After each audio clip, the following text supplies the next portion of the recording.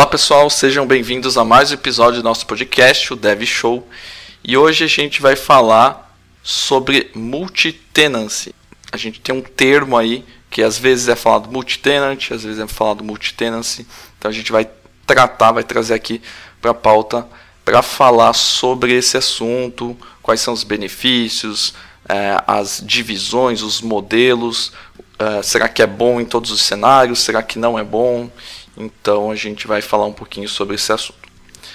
Bom, eu sou o André Seco e apesar de não ser o Airbnb, vamos falar de inquilinos. Nossa, mas roubou minha piada que eu estava pensando agora. Muito obrigado. Olá pessoal, aqui é o Renato Goff e hoje vamos conhecer os benefícios de reinventar a roda criando sua solução multi-tenant. Isso foi uma piada, claro. Ainda bem que avisou, né? Isso aqui é a melhor abertura do Dev Show, cara. Você não tem que editar nada, André. Deixa na ordem. Só faltou o Liminha levantando a placa. Aplausos. Ai, cara. Fala, galera. Eu sou o Thiago Bertuzzi e inquilinos, pague o aluguel. Boa.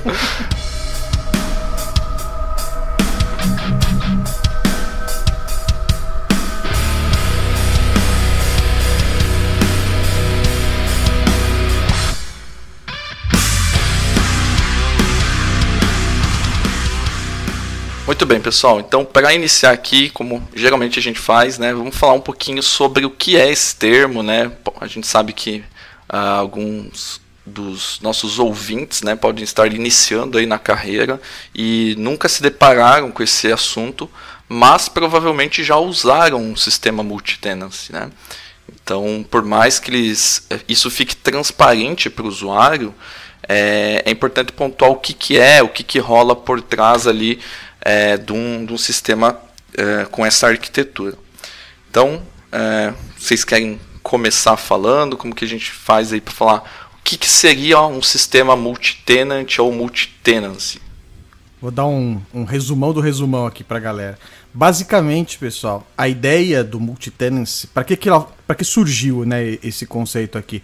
É para que a gente tenha um sistema que ele consiga atender vários clientes ou ao mesmo tempo, ou com especificações diferentes. Então foi criado esse conceito, essa arquitetura aqui, para fazer realmente esse atendimento de várias situações, vários clientes separados.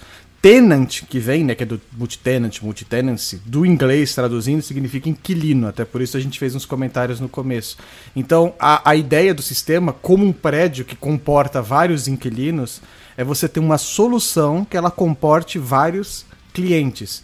Então, quando a gente tem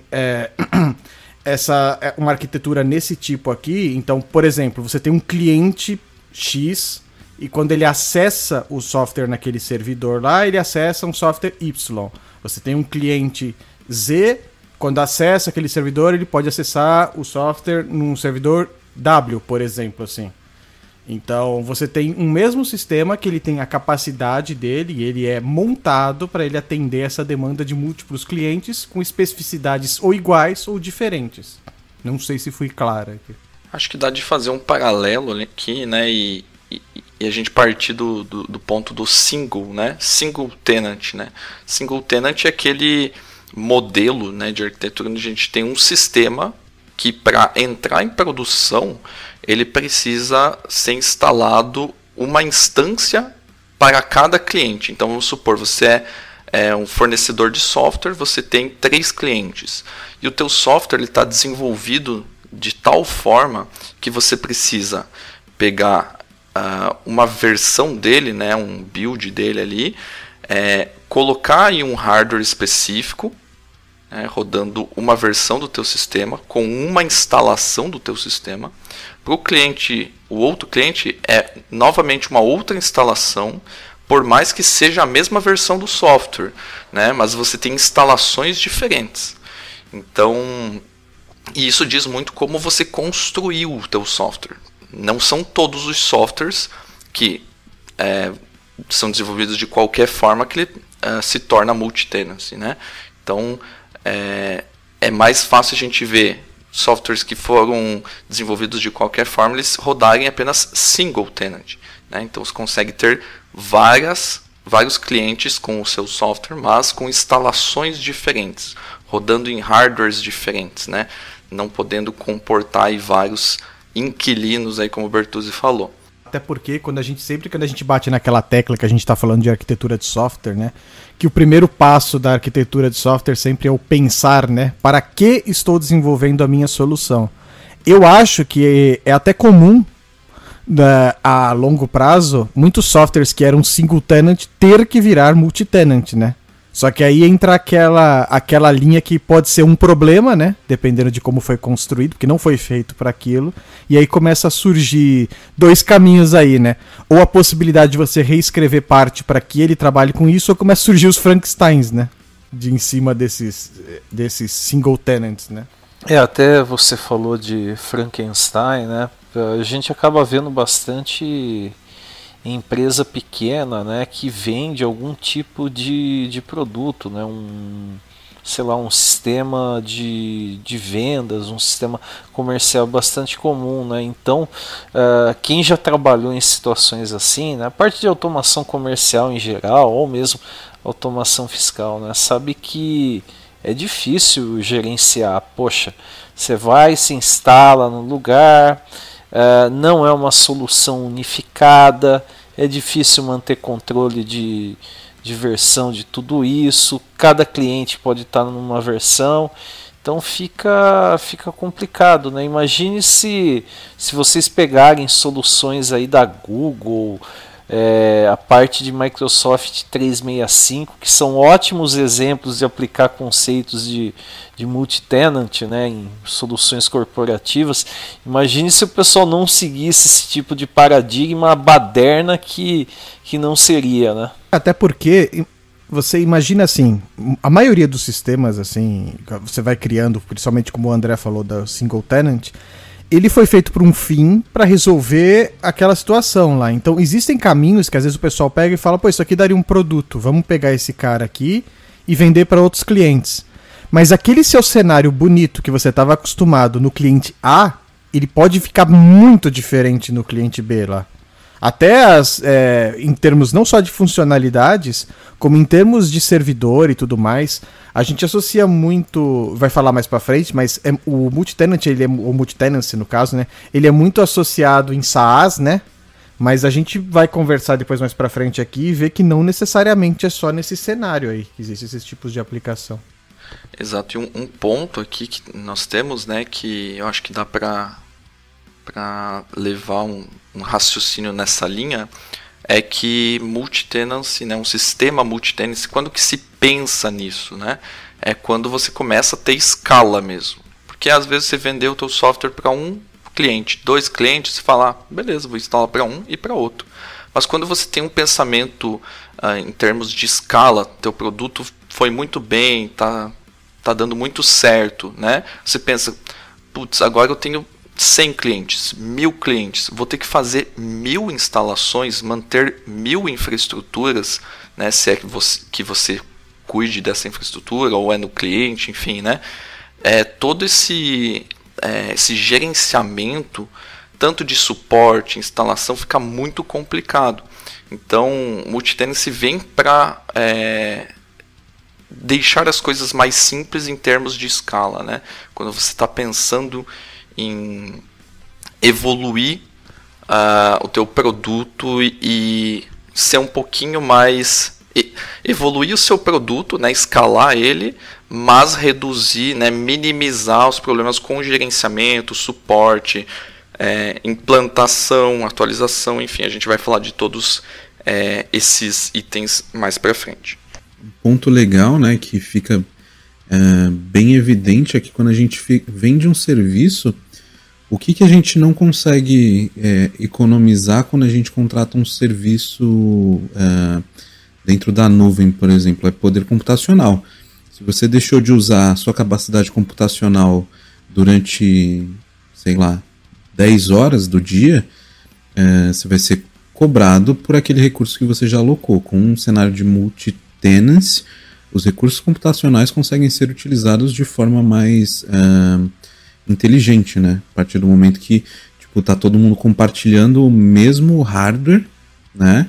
E não necessariamente você vai precisar ter aquele software disponível, né? Apesar de que não é só SaaS a abordagem, mas aquele software disponível para você por 24 horas. Não significa que você vai utilizar ele 24 horas do dia. Você pode utilizar ele 3 horas do dia, resolver os seus problemas, as suas rotinas, até como o Renato comentou ali, fiscais foram atendidas e tá tudo ok, né? Então, tipo, você compartilhou por um tempo aquela infraestrutura e depois você deixou de usar. Então, tipo, faz muito mais sentido para quem está alocando aquela solução, né? Você vendendo a sua solução para clientes, que esse recurso seja utilizado na sua totalidade, até porque tem questões de depreciação e tal, todas essas coisas que são vistas com o modelo de cloud com um pouco menos de profundidade, né? Que seria aquele cálculo de TCO, né? E aí quando você tem isso dentro do seu servidor, isso faz total sentido, porque você vai utilizar a sua aplicação e seus recursos na sua totalidade, né? Então, tipo, não vai ter recurso ocioso ali à toa, né? Exatamente. E um ponto importante, né, a gente falar aqui que, até para quem está começando, né, que um sistema multi-tenant, né, ou melhor, um sistema multiusuário, né, você ter a capacidade de criar vários logins dentro do sistema, não significa que ele é um sistema multi-tenant. Um sistema multi-tenant, ele pode abrigar vários clientes dentro desse sistema, e dentro de cada cliente ou cada inquilino, né, você pode ter diversos logins. Então a gente pode fazer um paralelo aqui com subscrições, né, com subscriptions, por exemplo. Então você tem a subscription da empresa A, da empresa B. Dentro da subscription da empresa A, ela pode criar vários logins. Um login para o cara que é o administrador, um para o que é o operacional, um que é o o suporte, enfim, vários, né? E ainda você continua dentro daquela subscrição. E aí a empresa B também pode se dividir de outra forma, criando logins diferentes, usuários diferentes. Então é importante fazer essa diferenciação aí. Um paralelo com a vida real, para quem quiser entender do que o André está falando aí, é só vocês pensarem num prédio comercial. O prédio comercial, cada andar tem uma empresa diferente. Cada empresa gerencia seus usuários lá dentro, seus funcionários, né, no caso. Então, a gente tem lá aquela estrutura, cada andar está com os seus grupinhos separados lá, e lá dentro cada um tem os seus acessos e coisas separadas, né? Cada um isolado no seu mundinho lá e fazendo as coisas que tem que fazer. Por isso que o conceito, quando o pessoal fala multi-inquilino aqui, não tem como não sair e chegar na vida real do mesmo conceito de um locatário, né? Porque a ideia é essa mesmo, é você ter segregado lá, mas todo mundo no mesmo canto. Você locou um pedaço do produto, né? Você alugou, né, ali um pedaço. E já aproveitando que você falou de SaaS, que, né, o termo aí, né, Software as a Service, né? Pergunta aqui para vocês: um sistema multi-tenant é para SaaS, ou eu posso ter um sistema multi-tenant que não é nesse formato? O que vocês acham aí, na opinião de vocês? Vamos pegar o seguinte cenário. Eu tenho um produto X da minha empresa aqui e tal. Aí vai depender do negócio da empresa. Então vamos lá. Eu tenho um produto X. Sei lá. Eu vou pegar os famosos ERPs aí, que as empresas têm aí. Então eu vou pegar um ERP, que toda empresa praticamente usa aqui nos seus back-offices, né? Então eu tenho um ERP aqui que eu vou vender para X empresas. Vou vender para a empresa do André, para a empresa do Everton e para a empresa do Renato. Por uma questão, às vezes, de dados lá, e questões financeiras, a empresa fala que ela quer os dados financeiros dela dentro da estrutura da empresa. Então eu não posso armazenar esses dados aqui, por mais blá blá blá blá blá blá, não quero que seja armazenado nessas empresas. Então o Everton tem a infraestrutura dele, o André tem a infraestrutura dele, o Renato tem a infraestrutura dele. Até aí tudo bem, eu instalo lá o meu produto, eles vão gerenciar a infraestrutura e eu só tenho que dar suporte à aplicação.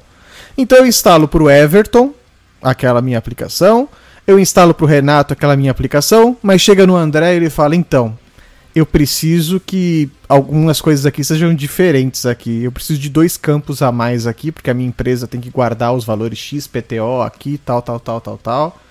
Então o nosso sistema não atende. Esse é um ponto aí que a gente está falando aqui, especificidade para um cliente. Então eu tenho um sistema, que ele é para vários clientes diferentes, mas está instalado na casa do cliente e precisa de coisas específicas. Isso entra na categoria multi-tenant? Rebobina aí. Perdi na linha de raciocínio. O mesmo produto, só que sem ser SaaS, instalado em clientes diferentes, mas um deles que é alguma coisa um pouco diferente aí. Esse pode ser um conceito de um sistema multi-tenant, multi-cliente, só que tem que atender especificidade diferente? Não, eu acho que não. Porque quando a gente fala de multi-tenant, eu estou falando de, muitas vezes, compartilhar o mesmo poder computacional. Sim, via de regra acaba acontecendo isso, né? E aí eu acho que esse conceito aí da instalação, na verdade, seria uma customização de um produto que está rodando dentro da empresa do André. Você até falou de customização, né? E daí acaba entrando num terreno que muitas vezes acaba levando o pessoal a não adotar algumas soluções de mercado, que fala, não, mas isso é muito caro, a gente tem que fazer muita customização, e quase sempre, né, vocês até pela própria vivência podem confirmar isso, esse negócio de desenvolver soluções do zero, principalmente em cenários multi-tenant, não costuma acabar muito bem, né? Eu acho que SaaS está muito mais voltado para um modelo comercial do que para uma arquitetura. Então, por exemplo, o SaaS, a gente tem um software entregue como serviço, onde você paga uma assinatura para contratar um serviço, que aí sim ele pode rodar de diversas formas. Ele pode, e normalmente, né, é o modelo que a gente mais vê, e é quase que uma unanimidade aí, ele ter uma arquitetura multi-tenant. Claro que tem alguns que não necessariamente, mas eu acho que é mais como a gente entrega o SaaS, né, do que como é a arquitetura dele. Então, numa arquitetura multi-tenant, o Bertuzzi falou ali, por exemplo, num escopo mais fechado, como que a gente poderia ter um sistema multi-tenant que não seja um SaaS, quando você tem um software que ele foi programado de uma forma onde ele pode ter várias divisões por clientes. Então, vamos colocar aí, ele foi vendido não como serviço, primeira coisa, foi vendido a licença perpétua dele, né? Comprou o mesmo software para usar para sempre. E aí ele instalou numa organização que tem várias, vamos dizer assim, várias empresas internas deles, né? Então, o grupo X ele agrupa as empresas A, B, C e D. E para cada empresa dentro do software ele quer usar o mesmo software, né? Uma infraestrutura gigante lá no quartel-general dessa organização, e ele vai criar tenants para a empresa A, B, C e D, ou 1, 2 e 3, certo? Então, você ainda tem um sistema multi-tenant, mas ele foi comercializado não como serviço, ele foi comercializado vendendo o software por inteiro, né? Um ERP ali, enfim, né? Tem várias formas aí de vender. Já vi muito de software ser vendido assim, e não como serviço, né? O SaaS tem muito disso, né? Eu vou vender para você um pacote aqui de serviços do plano Gold, do plano Silver, que tem esse e aquele, aquela funcionalidade, e tem um limite de processamento de X, e tem um limite de, sei lá, usuários simultâneos Y, né? Então, eu acho que está muito mais voltado para o modo como você comercializa o teu software, e o outro como você elabora a arquitetura do seu software, né? Então, por isso que eu acho que eles não são a mesma coisa. Então, pode existir um sistema multi-tenant que não é distribuído, não é comercializado como serviço, e sim ele é vendido de outras formas, né? E a gente vê isso acontecendo em sistemas assim mais, não vou falar antigos, né? Mas realmente sistemas assim que já estão no mercado faz mais tempo, porque o SaaS acabou se tornando aí uma boa tática para quem quer vender software, né? Vender, você tem mensalidades, né? Você tem ele distribuído de outra forma. Planos também, né? Que o pessoal, olha, plano A tem essas funcionalidades, plano B tem tais funcionalidades, acaba ajudando a criar esses pacotes, né, de funcionalidades também. Até porque você é que nem assim, de fato que eu coloquei a pergunta aqui, o que é legal que gera a discussão em cima dela aqui. Eu também, concordo com o que o André falou aí, que eu acho que a gente tem que pensar mais em arquitetura na questão multitenant do que na questão do serviço, porque é um cenário que tem, e se a gente tem uma infra única de repente num cliente enorme que ele substitui para as filiais dele lá, imagina um grupo, né? Grupo, sei lá, de uma empresa, grupo sei lá, é Coca-Cola aí, que tem várias empresas, por exemplo, lá, cada uma com tipos diferentes. O grupo que manda na Coca lá, que eu esqueci o nome agora, que deu branco aqui. Obrigado. Imagina que a Coca, que é um dos... Imagina, ela é um cliente desse grupo, o outro é outro, e o cara que é interno por algum motivo de uma questão de dados. Ele vai gerenciar uma infraestrutura que vai dividir o recurso, como o Everton falou, as coisas aí, mas vai ter especificidades para os seus clientes lá dentro, lá, né? Então, às vezes, de repente, de uma limitação, você pode ter um sistema que atende coisas separadas e entregue. Da mesma forma que você pode ter a sua questão do seu produto ser customizado para fins diferentes dentro de um mesmo ambiente, né? Então, uma questão arquitetural, a gente sabe que o multitenant é associado ao SaaS, por causa, como vocês mesmos falaram, da questão de mensalidade, mas é um ponto a se pensar quando você começa a colocar dentro da casa do cliente certos sistemas, né? Você tem um produto que ele é capaz de se adaptar a outras realidades de instalações internas, o on-premise, né, como o pessoal fala aí, como é o termo correto, né, mas que você não tenha que ter, tipo, 2 repositórios de GitHub, cada um com o mesmo produto lá, com as suas alteraçõezinhas diferentes para ter que implantar nos seus determinados clientes, né. O que acaba puxando aqui, de fato, a sequência aqui que a gente fala é legal. A gente definiu aqui bastante o conceito do multitenant, a gente está falando aqui sobre SaaS, não ser SaaS, e etc, e etc, e etc. Porém, e aí? Quais são os benefícios, então? A gente já falou alguns aqui, né? Mas para vocês aí, quais que são os maiores benefícios de um sistema multitenant, assim, feito certinho? Acho que a primeira coisa, né, que nos vem à cabeça, né, pelo menos para mim aqui, é a questão do single tenant e multitenant. Né? Qual que é a diferença gritante? Várias instalações versus eu ter um ambiente centralizado que vai receber vários clientes de uma forma centralizada. Então, o primeiro benefício é o quê? Você concentrar toda a sua atenção em um local apenas. Né? E aí a gente converge novamente para um SaaS, né? Se o sistema é SaaS, então ele vai estar disponível na internet. Quem quiser contratar isso, ele vai lá, vai abrir o teu site e vai se cadastrar como cliente, criar um tenant dentro do teu software ali, né? Então, quando tiver que atualizar isso, quando tiver que evoluir esse produto, em quantos lugares você vai ter que atualizar? Que você vai ter que manter atualizado? Em um local apenas. Se você tem aquele exemplo que eu dei mais cedo, 100 clientes com 100 instalações, você vai ter que fazer toda a caminhada de atualizar, distribuir atualizações por 100 locais diferentes, instalações diferentes. Então a unificação é a primeira coisa que vem à mente aí como vantagem, né?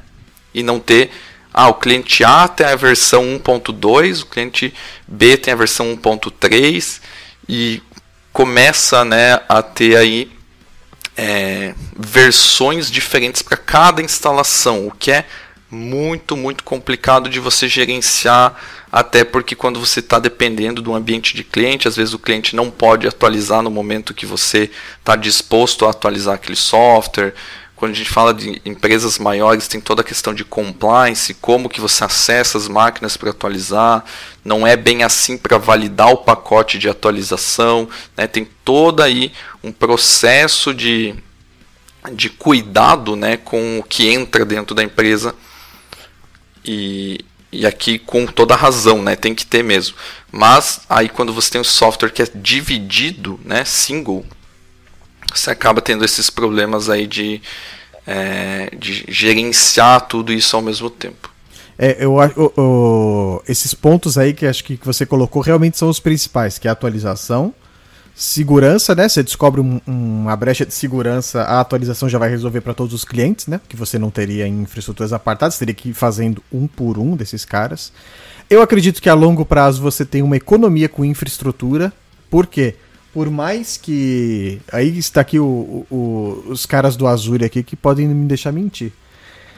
Por mais que, para você subir um sistema multi-tenant, ele é mais caro, né? Porque assim, no começo você vai ter que subir uma arquitetura parruda. Mas eu acho que a longo prazo ele fica mais barato de que você tivesse várias infraestruturinhas separadas para seus sistemas, assim, tudo separadinho para manter, se ele for bem feito e organizado, né? Fora que logs, métricas, observabilidade, que a gente falou no episódio passado, é muito mais fácil de você pegar num sistema desse aqui, que já está numa arquitetura só, né? Por mais que tenha múltiplos clientes e tudo mais, você está gerenciando um canto só, né? Daquilo lá. Então, a longo prazo, essa arquitetura aqui, ela compensa mais, né? Principalmente na questão monetária aí, de valor, né? Eu acho que os benefícios temos alguns, mas também temos alguns malefícios também, né? Um deles é o que eu comentei ali do recurso ser compartilhado, e aí, porventura, você tem alguém que tem um processo muito, muito pesado rodando nesse software compartilhado, que ele vai, teoricamente, alocar mais recursos para ele, e por ser num ambiente compartilhado, você vai acabar sendo penalizado quando você for precisar rodar a sua rotina, sei lá, de processamento. Então, é uma coisa que tem que ser vista, né? Isso acaba sendo algo difícil, né, de você controlar, né? Porque se você pegar no caso do Azure, né, que até foi mencionado como exemplo, tem algumas coisas que eu vou utilizar uma camada gratuita ou uma camada mais barata. A Microsoft já deixa bem explícito isso em documentações, orientações sobre aquele serviço, que olha, você está utilizando aí um ambiente compartilhado, né? Mas tem aí todo um mecanismo de gerenciamento por trás que eles fizeram para tentar minimizar aí esse tipo de impacto. Mas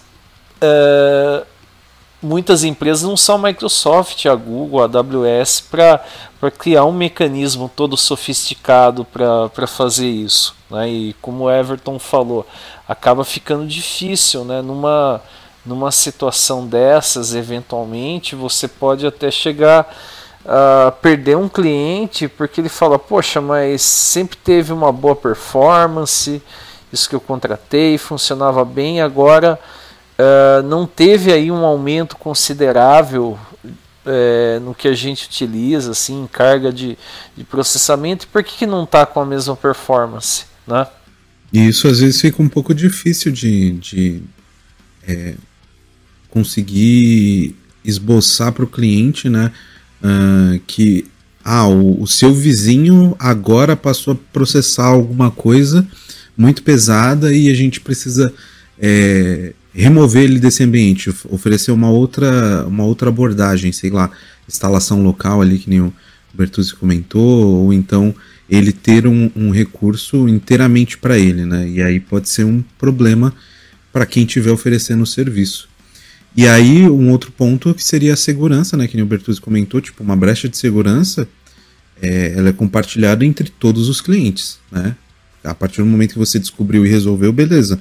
Mas enquanto não resolveu, se tiver 10 clientes acessando aquele recurso e estiver utilizando aquela solução, são 10 clientes que estão com seus dados possivelmente expostos. Expostos, isso, exatamente. Acho que vocês tocaram num ponto bom aí, que eu acho que é o que mais pega mesmo, que é vamos dizer assim, é um desafio, né, de sistema multitenant ali, conseguir balancear, né, e como cobrar mais, como reduzir também, né, o uso de um cliente específico, de um tenant específico, causa na estrutura inteira, né. Dois pontos aqui, né. Primeiro é que quando a gente fala de multitenant, a gente não fala especificamente de a gente fala da aplicação, né? E aí a gente já vai falar da parte de dados também. Mas assim, a aplicação em si tende a ser uma instalação só. E aí, qual que é uma das formas de você ter mais performance? Você começa a escalar a aplicação e tudo mais, horizontal, vertical, enfim. Tudo que a gente já sabe aí de mitigar problemas de performance aí baseado na escalabilidade. Mas tem outro ponto que é o seguinte: se bem desenvolvida uma aplicação multitenant, você tende a separar o uso de recursos, né, e tentar mapear o uso de recursos desses tenants de forma separada. Vou dar um exemplo aqui.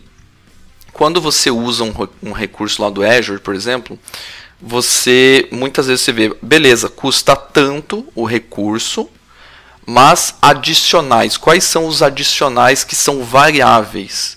A largura de banda que você utiliza. Então eles monitoram o quanto o teu tenant está trafegando para suas requisições a entrada e saída de dados. Eles te cobram em cima disso. Então não é porque um cliente está gastando muito, né, está onerando a aplicação como um todo ali, que ele vai ficar por isso mesmo, né? Isso tem a observabilidade em cima disso. Então vai ser registrado e ele vai ser cobrado, né, a partir do uso dele, né? Por isso que o pessoal fala, né, é pago pelo uso, porque é bem essa diretiva que acontece lá. Se você usou menos, não tem por que você pagar por um inquilino que está ali na mesma infraestrutura que gastou mais. Então, um ponto muito importante para conseguir mitigar esses problemas aí ok, vou ter que escalar porque o cliente Y lá está gastando muito, só que o quanto eu escalei, eu consigo direcionar esse custo de infraestrutura para a pessoa que fez eu escalar, né? Aquele cliente que destoou muito lá do total, né, dos outros clientes. Então, você consegue taxar cada um conforme seu uso. Eu acho que isso já ajuda bastante a mitigar os problemas. Mas, importante, né? Você tem que ter uma política ali de taxar, né, de cobrar por itens que você já sabe que vão ser específicos, ser mais personalizados por cliente. Cada um utiliza uma largura de banda diferente, usa disco diferente, a quantidade de disco, coisas que você consegue mensurar e cobrar em cima disso. A regra muda, né? A regra que já está acostumado a um tipo de aplicação que você coloca numa infraestrutura só, né? Pro pessoal lá, olha, aqui você custa X por mês, tal banco, tal, não, a regra muda, você vai ter o carinha econômico, você vai ter o carinha gastão. Por isso que o importante, como tudo em questões de arquitetura, esteja planejado para isso, né? O seu sistema tem que estar planejado para isso e você ter métricas para isso daí. Essa parte toda aí. Então eu friso novamente, escutem o Dev Show, que eu acho que é o anterior, né? De observabilidade e monitoramento. Porque isso é uma parte importante para quem está querendo fazer sistemas multitenant.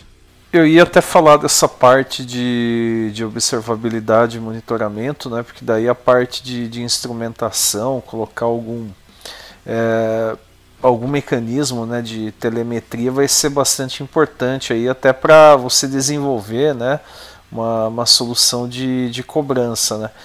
Um outro ponto, né, isso daí bastante empresa acaba oferecendo esse tipo de serviço, né, de você contratar um serviço que é basicamente APIs REST, né. O cara consome lá, sei lá, um meio de pagamento, um sistema de crédito, alguma coisa desse tipo, né? E tem soluções, né? Por exemplo, se você usar um API Gateway, né? Vamos pegar, por exemplo, o caso do Azure, lá, o API Management, né? Você consegue fazer toda essa parte de gerenciamento de acesso, criando o conceito de subscription, que é bastante próximo àquele que está na nuvem, para o cara consumir os seus produtos, as suas APIs. Então, mesmo quando você vai tentar desenvolver alguma coisa, a gente falou aí bastante, né, de sistemas de automação comercial, parte de ERP, né, que é bastante frequente esse tipo de necessidade, mas pensando num tipo de coisa que é bastante comum hoje com startups, né, de oferecer APIs como um serviço, né, você pode usar aí soluções de mercado. Eu mencionei aí o API Management, o próprio Kong, para controlar toda essa parte também, né. Exatamente. Tem vários exemplos aí no mercado que fazem relação aí com o que a gente está trazendo hoje, né? Outro ponto aqui, eu acho que a gente falou aí, né, de ter a instalação em uma infraestrutura só, e aí vários clientes utilizando isso, competindo recursos e tudo mais. E isso a gente falou, assim, de modo geral, mas é importante frisar que é mais voltado para a parte da aplicação, o código, né, onde vai processar o dado e tudo mais. Mas nós temos, né, um ponto importante aqui, que é a parte de dados. Como que ficam os dados num sistema multitenant? Né? Eu vou ter bancos de dados ali, né? Será que eles ficam todos juntos num banco de dados só? Será que eu posso dividir? Será que eu posso fazer um bem bolado? Quais são os modelos, né? A gente listou alguns modelos aqui de multi-tenancy na parte de dados. Como que eu posso trabalhar com isso? Alguém quer começar aí? Além disso, né? E a questão do LGPD, da parte dos dados, né? De alguém querer apagar a parte dele toda da aplicação. E eventualmente mesmo, sei lá, ter uma brecha, uma falha, né? Na forma como se implementou aquela solução, né? Então, imagine, tem aí uma brecha, o cara acaba tendo acesso a dados que, obviamente, ele não deveria nem poderia, né?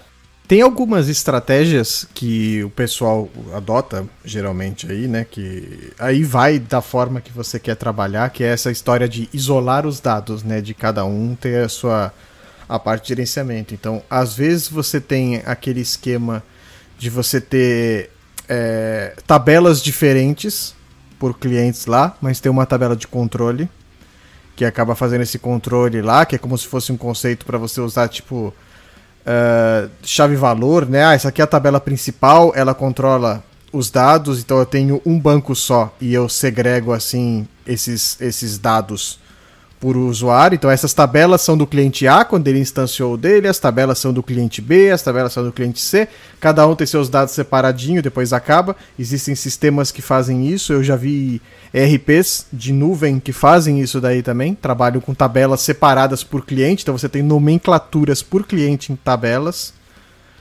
E também você pode fazer e também não, você além disso pode fazer segregação via esquema, né?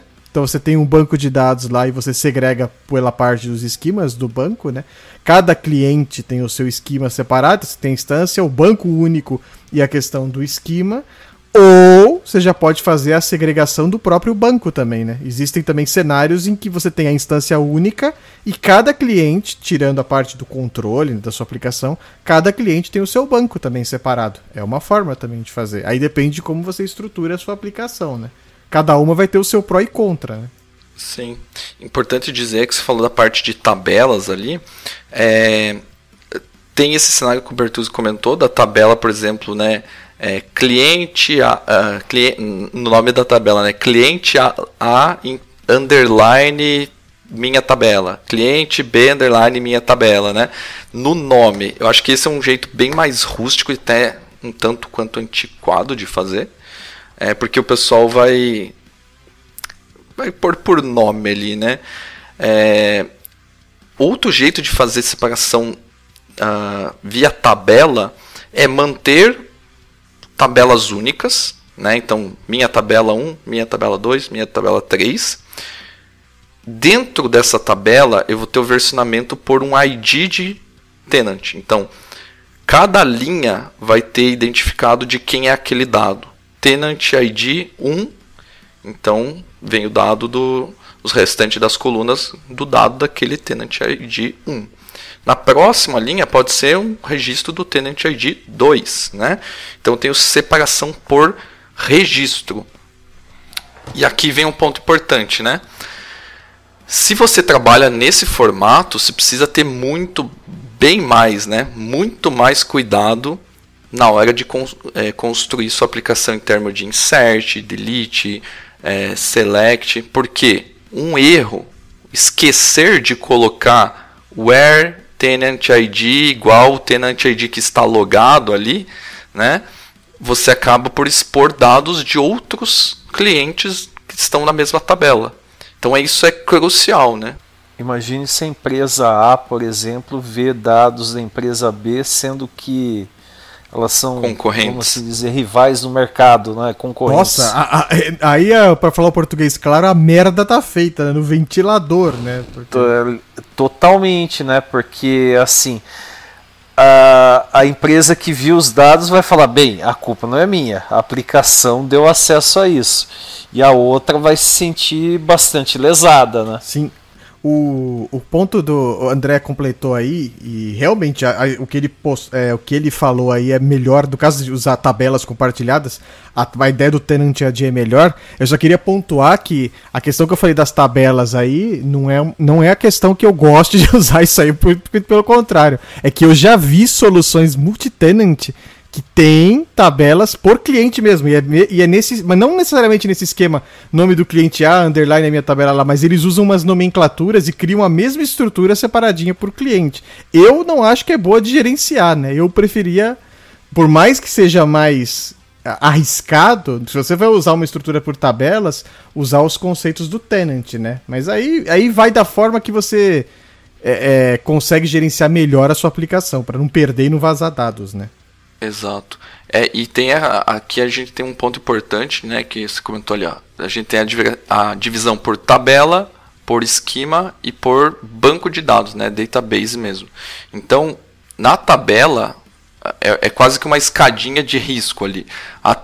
Mantendo por tabela, diferenciando pelo ID do tenant, eu tenho muito mais risco de ali ter um bug, compartilhar dados com quem não pode ter. Um tenant 1 ver os dados do tenant 2 ou de todos os tenants, por exemplo. Né?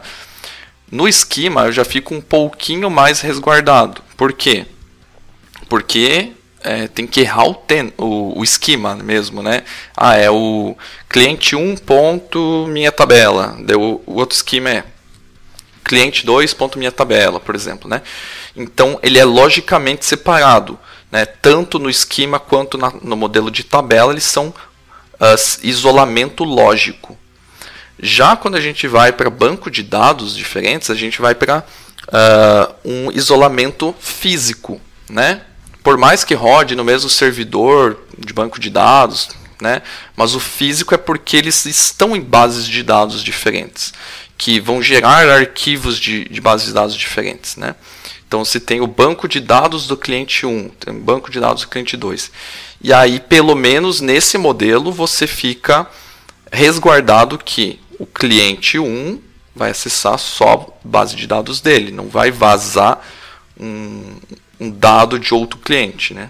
E existe, lógico, assim, não vamos também ser assim, nossa, não, existe um risco de a sua aplicação conectar errado numa base errada lá, né? Existe também, por isso que as coisas têm que ser tratadas direito. Só que é bem menor do que o risco de você errar uma tabela, errar um Tenant ID no meio de uma aplicação, né? Até porque, geralmente, por exemplo, se a sua aplicação conectar numa base errada, provavelmente os usuários não vão nem conseguir logar, né? Porque a não ser que dê muito azar dele ter o mesmo usuário nas duas, em clientes separados, se ter um servidor de autenticação, né? Por trás, assim, no meio do caminho. Ele autentica, redirecionou errado, você loga no outro sistema. Mas a chance não é que não existe, mas é infinitamente menor, como o André falou. Exato. E aí entra até um ponto, né, que você comentou. talvez ele nem consiga logar, né? E aí depende muito de como a aplicação foi feita. Porque quando a gente tem separação por base de dados, o que acontece? O cliente tenant 1 vai acessar. Como que eu sei que ele é dono da base de dados chamada cliente 1 ou cliente 2? Você tem que ter vamos dizer assim, um banco de dados para saber para onde redirecionar cada cliente, né? Que a gente chama de uma estrutura de catalog ali, né? Você vai ter que ter um banco de dados geral da aplicação que faz esse roteamento. Ok, cliente 1 vai para essa connect string, por exemplo, cliente 2 vai para a connect string a outra aqui, e aí sim, a partir desse movimento, depois de identificar o tenant, você consegue direcionar ele para o banco de dados. Mas tem casos onde o login ele é unificado nessa base de catalog. Então o pessoal mantém os logins, ou como o Bertuzzi falou, né, uma estrutura de autenticação única, com todos os registros de todos os tenants, e aí sim os dados da aplicação mesmo, os registros mesmo, que dizem respeito ao objeto de negócio ali do teu sistema, são segmentados. Então depende muito, não tem como cravar na pedra, assim é mais seguro, assim é mais arriscado, porque depende muito de como você vai implementar isso, né? Mas com certeza, com bases de dados diferentes, você fica resguardado um pouquinho mais ali em termos de LGPD. Preciso excluir o banco, né, ou os dados. Aí você sabe que você pode excluir o banco inteiro daquele cliente, né, ou exportar o banco inteiro, fazer backup separado. É um pouquinho mais fácil ali, né? E aí agora você puxar do que você falou aí, tem esse ponto, né? A questão de backups e gerenciamento, aí você está gerenciando mais de um banco, né? Então, tudo, vocês podem ver, vocês que estão aí escutando a gente, multitenant, ela requer uma complexidade, não é, nossa, que difícil, né, assim, a meu ver, assim, mas ela requer que você tome uns cuidados, e se vocês forem ver, cada decisão, ela tem seus prós e seus contras, né? Então, tenho mais de um banco para gerenciar aqui, por mais que seja como serviço, aqui eu estou gerenciando bases separadas, né? De clientes separados. Aquele outro estava numa base só, eu gerenciava uma só. Então, tudo que envolve, não só a multitenant, né, no geral de arquitetura e geral e de uma solução, você tem que pensar muito antes como é que você quer sustentar. Porque no meio do caminho, depois mudar, é um puta trabalho. Imagina você começou com tabelas e agora quero bancos separados. Pô, talvez seja mais fácil nesse caso. Nossa, agora você começou com bancos separados, não, muito trampo a gerenciar, eu quero um banco só agora, vou ter que criar a solução em tabelas. Então é bom planejar bastante antes, né? É até o que foi falado no começo, né? Quando você tem 2 clientes, né? Mas se o negócio explode aí, aí que começa o problema, né? Fazer uma reengenharia, refazer arquitetura num determinado momento pode ser completamente inviável, né? E aí você tem que conviver com aquele monstro e a gente sabe que vira um festival de remendos, né? A solução. Mas agora até brincando aqui um pouquinho, já que eu não fiz minha piada, mas o multitenant é a oficialização da gambiarra como arquitetura. Ô, louco! Discordo. Né? Tem que ter o contraponto. Mas eu só queria apontar um negócio aqui que vocês estavam falando de essa dificuldade de... tem os prós e contras, né? Você fica um pouquinho mais resguardado em termos de segurança, só que daí, beleza, tá base de dados diferente ali, segregada. Eu tenho um trabalho maior de... Ok, atualizei meu modelo de banco de dados, tenho que atualizar em N base de dados, né? Isso realmente tem. Mas tem um modelo aqui que me agrada, que é de separação de dados, que é o modelo híbrido, tá? Que é o quê? Você se prepara para o nível de separação por tabela. Ou seja, o teu design da tua tabela vai ter lá dentro da estrutura dela um tenant ID, né? Vai estar preparado para este modelo. Só que você, estando preparado para esse modelo mais compartilhado de dados, não quer dizer que você tenha que utilizar esse modelo. Você pode ainda assim separar a base de dados. Uma coluna a mais lá não vai fazer o modelo de bases de dados diferentes ser invalidado. Então, mesmo tendo um ID lá dentro, você pode separar a sua base de dados também por cliente. E, mesmo assim, dentro lá das linhas daquela tabela, daquele banco de dados separado, vai ter sempre o mesmo Tenant ID nas tabelas. Por que eu falo isso? Né? Porque pode ser que para algum cliente, e aqui a gente entra de novo naquele papo, o cliente A está gastando muito mais. O cliente A ele tem um tamanho de armazenamento de dados, né? O quanto pesa os dados dele representa 90% do total do teu banco unificado ali, né? No modelo de tabela. E começa que ele é tão gigante, esse cliente, que ele começa a onerar os outros clientes, né? Começa a pesar, muitos têm que escalar só por causa daquele cara. Então, qual que é a resolução em termos de aplicação que a gente estava falando antes? Provavelmente você vai ter que escalar a aplicação horizontalmente e com a observabilidade, ali, com o monitoramento, você sabe como taxar ele, cobrar os recursos de infraestrutura a mais em termos de aplicação. Mas em termos de banco de dados, se você utilizar uma abordagem híbrida, você consegue deixar todos os teus, 100 clientes que não têm um consumo massivo no mesmo banco de dados e separar aquele único cliente para um banco de dados próprio dele.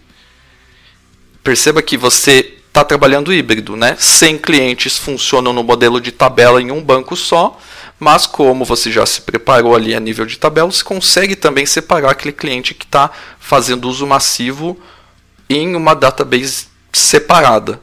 E aí para de competir ali em termos de dados, né? De onerar banco de dados.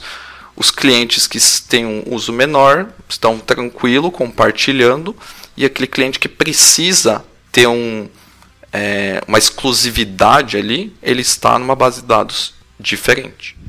Então, nisso fica claro para todo mundo quando a gente está falando de segregação e isolamento de dados, né?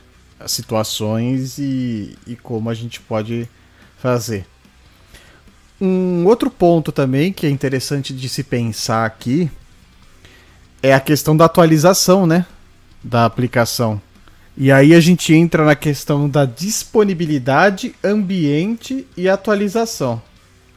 Sua aplicação multi-tenant, multi-cliente aí, num cenário, como é que seria o ideal de você tratar a questão de atualização dela? Porque se eu tenho vários clientes usando essa aplicação, adotando o que a gente está falando aqui de instância, né? Aquela instância só do nosso serviço no ar aqui, com vários clientes usando e gerenciando, quer dizer que quando eu for atualizar ela, eu derrubo todo mundo que estava fazendo aquilo, que estava usando?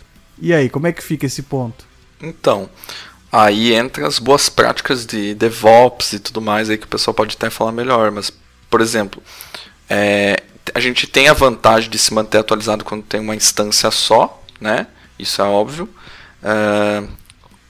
Como você mesmo falou, Bertus, achou um problema de segurança, vai corrigir, já vai pôr no ar, né? E aí você tem táticas de fazer com que a sua aplicação não caia, né? Ou se for cair, caia por um breve momento, pequenas instabilidades ali, né? Então, por exemplo, você tem uma estratégia ali, vamos trazer aqui, usando Kubernetes, por exemplo, né? Quando você faz uma atualização ali, você consegue subir a instância da versão nova e apenas quando ela estiver operacional, né, o próprio Kubernetes faz isso já, você derruba a instância antiga. Então, em tese, você tem ali 0 downtime, né? Ou se tiver alguma coisa, dependendo do tipo de atualização, você tem um mínimo downtime. Isso em termos de aplicação. Mas em termos de dados, aí já é um pouco mais complicado, né? Você tem que atualizar o modelo, né? Tem que fazer um DDL lá no banco, lá, criar uma tabela, alterar a estrutura de uma tabela, aí sim fica um pouco mais complicado. Mas que para isso, daí você vê muito aí estratégias de manutenção agendada, né? Todo aquele esquema ali em horários mais que não tem muito acesso. É, porque até se a sua aplicação tem X serviços que ela utiliza aí, às vezes, por mais que você monte uma estratégia e tem essa história aí, pode ser que em algum momento um serviço crucial tenha que ficar fora do ar, né? Então imagina que a sua aplicação usa um serviço, sei lá, de pagamento, alguma coisa que depende de um terceiro. Você tem que avisar todos que está fora do ar. Ah, mas isso aconteceria numa single tenant? Isso aconteceria se usasse um serviço de terceiro também. A questão é, quando a gente tem as single tenants, cada um com o seu ambientezinho separado, tal, você pode fazer isso de formas diferentes. Então você pode planejar com um cliente X. O cliente tal, dia tal, no horário tal, vou ter que derrubar por algum motivo. Agora imagina que você tem uma aplicação como serviço, então você está usando ela para milhares de pessoas, milhares de clientes, que você não tem como montar essa agenda. Imagina um GitHub que está todo mundo usando, ele precisa fazer uma manutenção geral que ele vai derrubar por algum motivo, ele caiu, não entrou um serviço do lugar que se recuperou enquanto ele faz aquela atualização. Então o impacto de uma aplicação multigerenciada, assim, multi-tenant para muito, ela é muito maior, dependendo do risco do que acontecer na atualização, né? Então a estratégia tem que ser muito mais bem definida. Se você pegar, eu já vi, eu acho que vocês podem também confirmar isso, já aconteceu, você até citou aí de soluções grandes, né? Já aconteceu de receber aviso do Azure, olha, tal serviço, na verdade do GitHub, né? Mas olha, tal serviço vai ficar fora num horário X de um fim de semana, né? Então pode acontecer mesmo com soluções grandes, né? E também a gente já viu aí ao longo dos anos dar problemas que, considerando, né, que uma nuvem como a Azure, como a AWS tem todo um mecanismo multi-tenant por trás, né? Dá uma falha num serviço e aquilo tem um efeito cascata péssimo, né? E afetar milhares ou milhões de empresas, né? Exatamente. Mas esse ponto aí que o André comentou e que o Bertuzzi também comentou de estratégias de DevOps para conseguir contornar esses downtimes é o que vai garantir que quem esteja usando lá na ponta não seja afetado, né? Então, redirecionar o tráfego para a instância que está atualizada, que tem as novas features de alguma parte dos usuários, né? Utilizar a estratégia de Blue-Green, Canary, e para conseguir justamente contornar esse tipo de problema, né? Isso quando for gerenciado, né? Um serviço gerenciado. E quando não for ali gerenciado, né, pela empresa que fornece a solução, está sendo gerenciado internamente dentro da empresa, e o cara ele vai ter que montar a estratégia de comunicação com os clientes dele, né, para conseguir fazer isso ser transparente. Isso também depende de como é implementado ali na infraestrutura. Se só tiver uma porta de entrada para aquele serviço, não tem muito o que fazer, né? Vai ficar fora em algum momento. Agora, se o cara tiver pensado nessas redundâncias, ele vai conseguir lidar com isso sem sofrimento algum. Ter uma boa comunicação, né? Transparência com os clientes nesse caso, né? De aqui tem uma manutenção agendada para daqui uma semana. Uma boa página de status ali para o cara saber se vai ter um incidente relatado, quando que ele foi resolvido, ele ser notificado disso, né? Aquele status de saúde dos sistemas, né? Aqueles health checks, é bem importante. Eu acho que nós, quando utilizamos qualquer tipo de serviço, a gente fica mais puto quando entra no serviço e ele crecha do que eu fui avisado. Entendeu? Eu, pelo menos, eu sou assim. É um parâmetro que eu vejo a maioria das pessoas comportar com isso. Tipo, eu prefiro ser avisado de que aquilo vai ficar fora do que entrar e estar fora. E tem aquela, tá em manutenção, podem acontecer problemas aqui. Porque se acontecer, você foi avisado, né? Você já estava ciente. Então, mas tem um mínimo de previsibilidade, né? Até porque se você falar assim, olha, mas a gente tem que colocar uma estratégia que evite ao extremo. Serviço em nuvem de alta disponibilidade com 99,99 ou 0,999% de disponibilidade, aquele aquele décimo ou centésimo de porcentagem lá que indica uma indisponibilidade, aquilo lá vai acontecer ao longo de um ano. Você vai ter minutos ou horas que o negócio fica fora do ar. E como o André falou, você tanto ter algo como indicando, né, que o incidente aconteceu, como também avisar com antecedência quando tem uma operação que vai levar à indisponibilidade, né, planejando um horário de menor utilização, vai evitar que aquele problema ou até aquela necessidade de tirar algo fora do ar jogue contra o seu produto, né? É a mesma coisa, fazer um paralelo, né? Acaba a energia na tua casa. Se você foi avisado, você tá tranquilo, né? Porque você sabia que ia acabar. Mas se caiu do nada, você tinha agendado o podcast aqui para gravar, né? Nossa, que exemplo real, quase parece algo que aconteceu com alguém dessa gravação aqui, uma meia hora antes do horário de gravar, mas que graças a Deus voltou a energia rápido. Exato, cara, porque daí você já consegue se movimentar ali, né? Você não vai fazendo um paralelo aqui para quem é mais velho e teve que atualizar a BIOS manualmente na vida, né? Você não vai atualizar a tua BIOS sem o no break no momento que vai cair a luz, que está agendado para cair a luz, né? Porque antigamente dava muito problema disso, né? Eu fazia isso com firmware de scanner, que eu sou vida louca. Se desse, desce. Se não desse, não ia. Vamos no roots. vivendo a Se não desse, se transformava num tijolo ou peso de papel, né? Se não desse, você viria para segurar a porta. Bom, seguindo aqui, a gente tem 2 itens ainda, mas um deles é o seguinte, né? No caso a gente tem um sistema aí multitenant que tem uma instalação, uma instância rodando, né, de forma única, como que a gente pode proceder quando a gente tem 100 clientes e aí um cliente ou 2 ou 3 pediram uma customização, uma modificação do teu software. Lembrando aqui, a gente tem um único software, uma única versão rodando, a gente não tem single tenants ali que são instalações diferentes. Como que a gente lida, quais são as estratégias para lidar com pedidos de customização ou de inclusão de novas features? Alguém quer começar falando aí? Deixa eu falar isso daí, que isso aí é bacana. Que isso aí leva aquele cenário que eu até falei lá no começo de implantação, mas o André que é uma coisa diferente, né? Você tem, aí falando de negócio aqui, antes da gente chegar na arquitetura, né?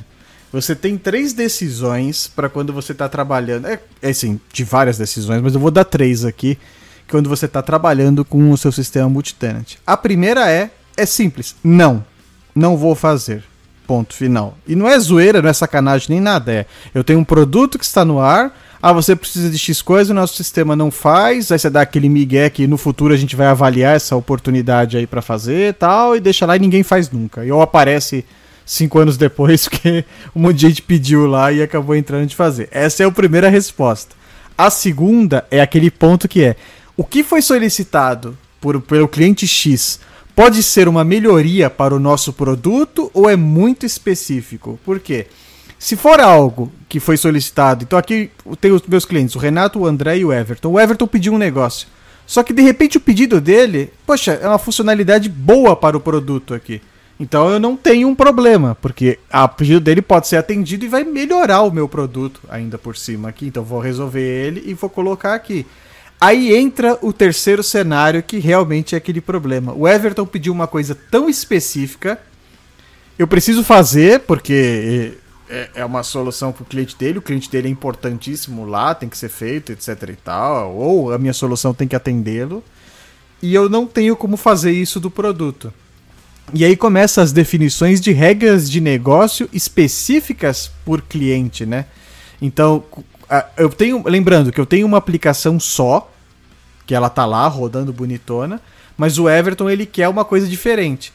A meu ver, tudo vai depender da especificidade do que o Everton precisa lá nessa parte de criar. Então, adotando o que a gente vai fazer e não é uma melhoria para o produto, vai depender se o que ele quer é um campo a mais numa tela que todo mundo usa, ele quer uma tela a mais só pro caso do cliente dele, eu vou criar uma aplicação à parte que vai ser chamada para essa tela. O Everton quer relatórios específicos. Vou ter uma outra aplicaçãozinha aqui que é chamada pela minha faz, vou colocar dentro aqui. Então eu tenho que começar a adotar estratégias de features dentro do meu sistema que sejam para determinados clientes. E aí existem N formas delas serem adotadas, né? Eu tenho que criar abstrações para que o que eu retorne pro Everton não impacte nos outros clientes lá. Considerando que, se são coisas... Aí, porque a gente tem dois cenários aí que é importante frisar, que é assim. Se são coisas que envolvem background, então, de repente... são consultas específicas que trazem filtros específicos para ele. No meu ver, aí vocês podem dar a opinião de vocês, eu acho mais tranquilo de se resolver nesses cenários. Com coisas específicas de background. O problema é quando são coisas específicas visuais em telas, em coisas que estão funcionando. Aí que tá. Aí eu tenho estratégias para tratar isso daí. Então, por exemplo, a minha tela da minha aplicação, ela é estática ou ela é dinâmica? Ela é gerada em tempo de execução? Quando ela abre a tela, eu tenho essa parametrização em algum lugar, ele monta aquela tela e eu consigo incluir campos novos, que eu vou guardar esses valores para o Everton. Então esse é um tipo de estratégia para eu poder mexer numa tela dinâmica. Essa tela é montada em tempo de execução, quando a pessoa entra naquela tela.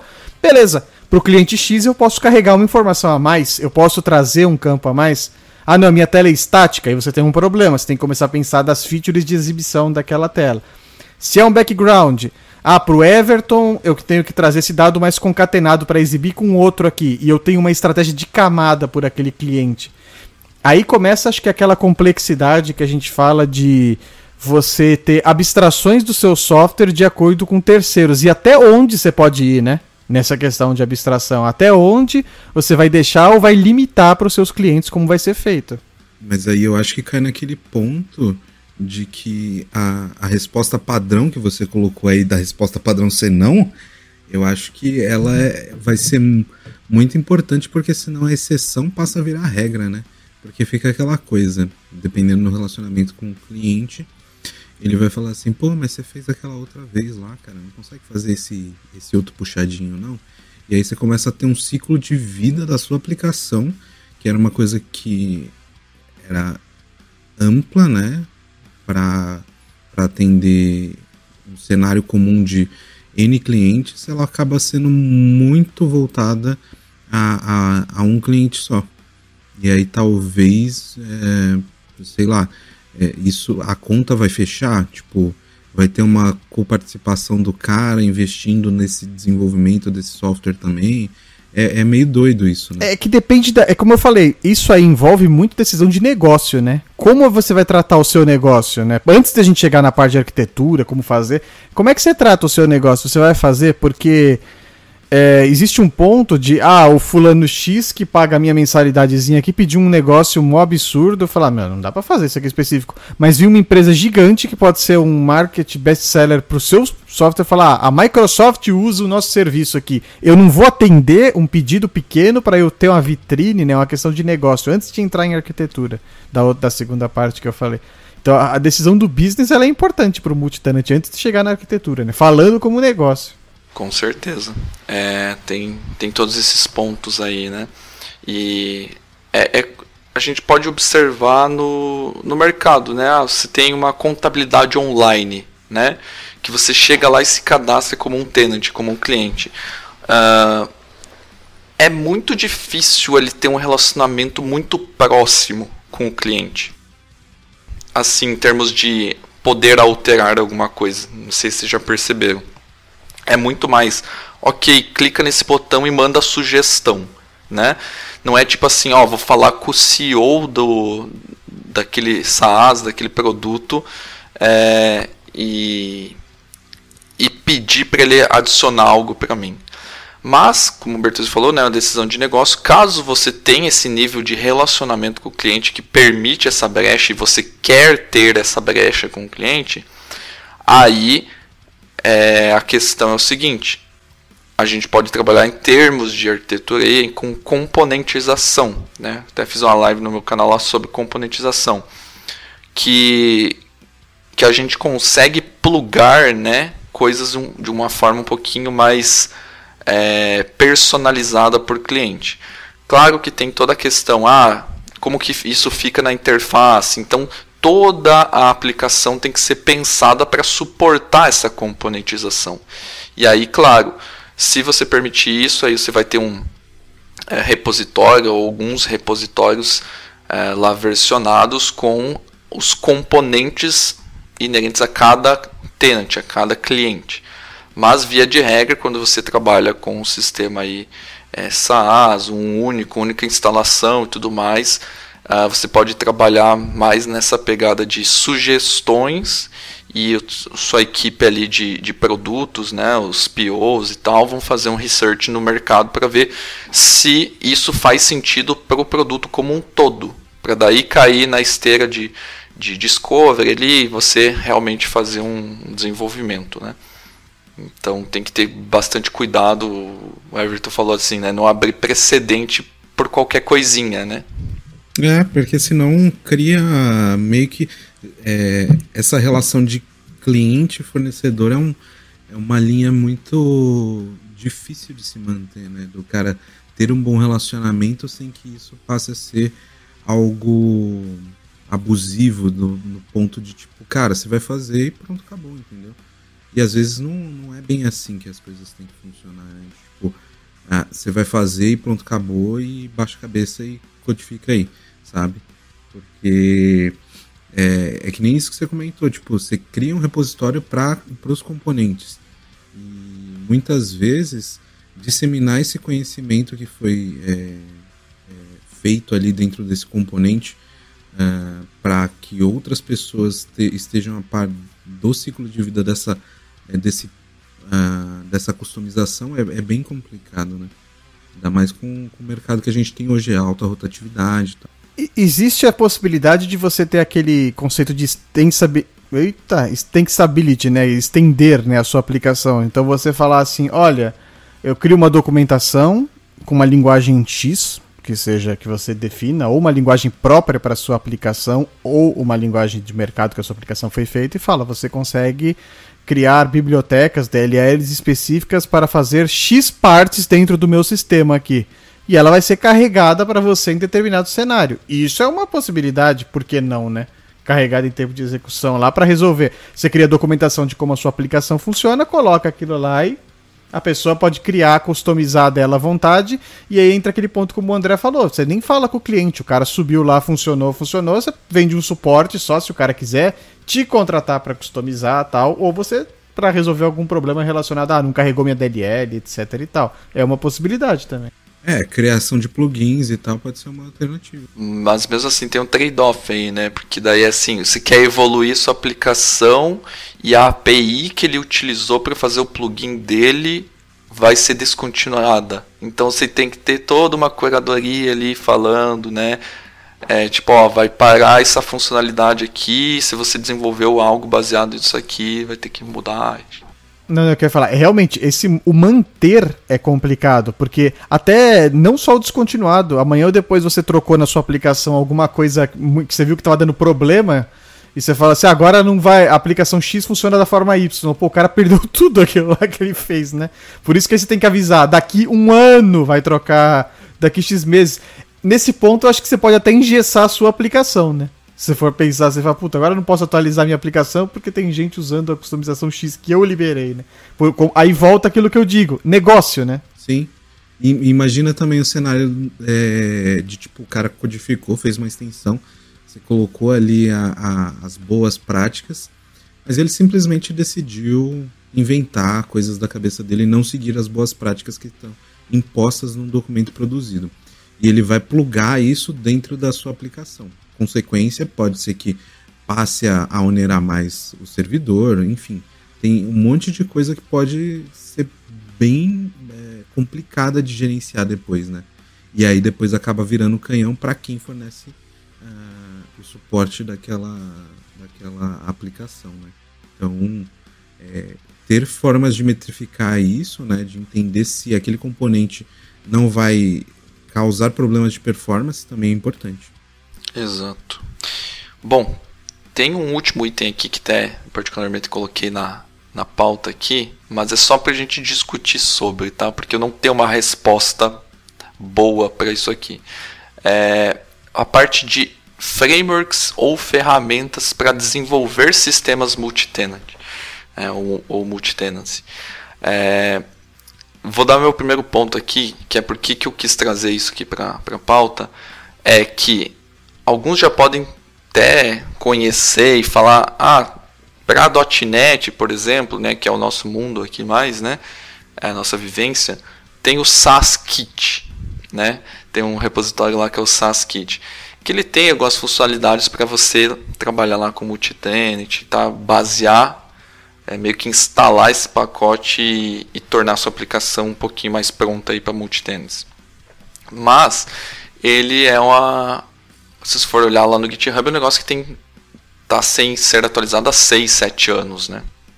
Então, hoje, eu mesmo trazendo isso para a pauta, eu tendo a dizer que não tem um framework, não tem um sistema, pelo menos que eu conheça, e eu vejo muitas pessoas reclamando disso e perguntando sobre isso, que nos ajude a ser vou usar isso aqui para transformar o meu sistema ou facilitar a criação do sistema SaaS, um sistema multitenant, que tenham coisas prontas para gerenciar esse modelo de divisão de dados que a gente comentou por tabela, por esquema, por database, híbrido, né, que seriam coisas que daria aí para serem implementadas para ajudar nesse trabalho, que é um desafio. Então o que a gente acaba tendo, na minha visão, aí vou deixar o pessoal falar, é o pessoal implementando sempre por conta nos seus formatos, mesmo tendo dores muito parecidas. Aí não sei o que vocês têm visto. Eu vou dar meus 5 centavos aqui, e isso eu não falo só para o multitenant, eu vou falar para o geral. Eu acho que assim, a arquitetura de software, por mais que a gente tenha livros, a gente tenha boas práticas, a gente tenha padrões, ela não é absoluta, né? Cada um sabe a sua dor e cada um sabe o seu cenário. O SaaSkit, como o André falou, acho que não é atualizado há uns 6 anos mesmo, então pelo amor de Deus, né? Só se vocês quiserem pegar como referência lá, beleza, né? A ideia de SaaS e tudo mais, mas não sair usando para depois xingar o cara no repositório lá, né? Porque não atualiza, não deveria ser usado.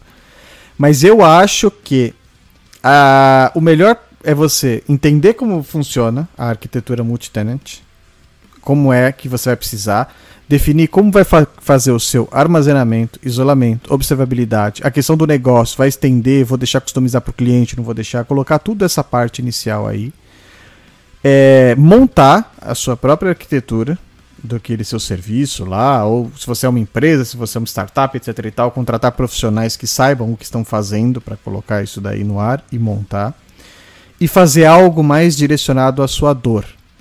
Claro, existem conceitos que eles são compartilhados com todo mundo, isso ficou claro aqui que a gente está falando aqui no podcast, de conceitos que você tem que pensar, coisas que você não pode esquecer, mas eu acho que assim, a receitinha de bolo de pegar um negócio desse pronto e colocar no ar, na minha opinião, é preferível você montar a sua de acordo com a necessidade e as dores da sua empresa.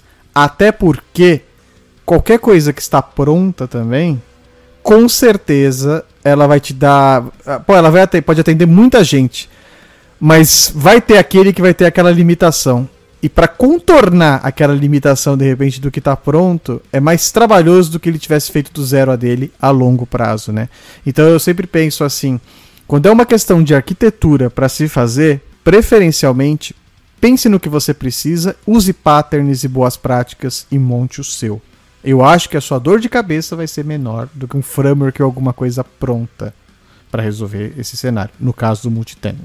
Eu acho que, só dando mais 5 cents aí, eu acho que se tiver um serviço bom, né, sempre mantido atualizado, e ele ser uma base para você desenvolver, como eu disse, né, resolver problemas que todo mundo que tem um SaaS precisa resolver. Aí sim eu acho que gera valor, né, e tem como base, né? Como base, Claro, coisas específicas você vai ter que desenvolver em cima, mas eu trago aqui, por exemplo, meio de pagamento quando você quer colocar na sua aplicação, né? Quero fazer pagamento por cartão de crédito. Você não vai desenvolver do zero, né? Então eu sigo essa lógica. Mas, claro, coisas que resolvem problemas básicos que todo mundo tem.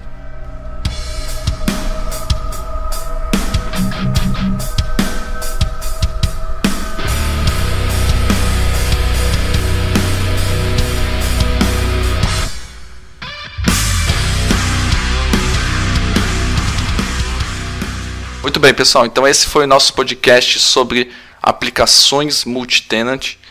E nós batemos um papo bem legal, acho que foi bem produtivo aqui, falando sobre as diferenças de single tenant, multitenant, né? Os desafios que a gente tem, benefícios também, né? A parte de segmentação, né? Isolamento de dados. Então, acredito que foi bem legal. E claro, a gente espera seu feedback aí no nosso site lá do DevShow. Lembrando que a gente está disponível não só no devshow.com.br, você pode escutar por lá, mas também em todas as plataformas aí de podcast, Spotify, Deezer, iTunes, enfim, tem várias plataformas aí para você encontrar a gente e também dar o seu favorito lá. Beleza? Mais uma vez, espero que vocês tenham gostado e a gente se vê no próximo episódio. Valeu. Falou. Valeu, pessoal. Até mais. Valeu, galera. Falou.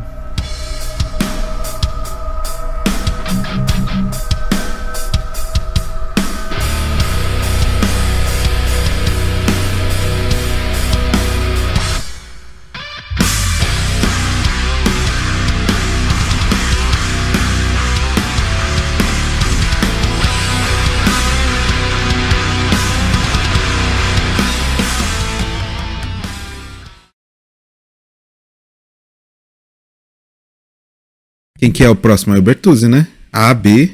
Quem é? Everton, né, pô? Eu sou o último sempre. Como assim? Caralho, tá gravando hoje o primeiro episódio do Dev Show, né? Cara, tá muito louco, cara.